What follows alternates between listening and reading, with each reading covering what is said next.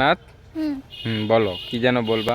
আমি বলতে চাইছি কি, আমি আজকে আমার খালাদের বাসায় এসেছি। হ্যাঁ, আমার বাসার থেকে।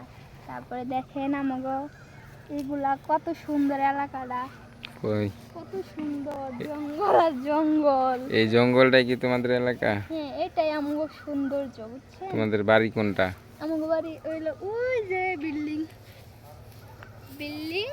তারপরে হচ্ছে এনে হলো সবজি গাছ, মাছ বুনছে, কই সবজি কলা গাছ? গাছ, এই যে সবজি গাছ, ওই যে কলা গাছ।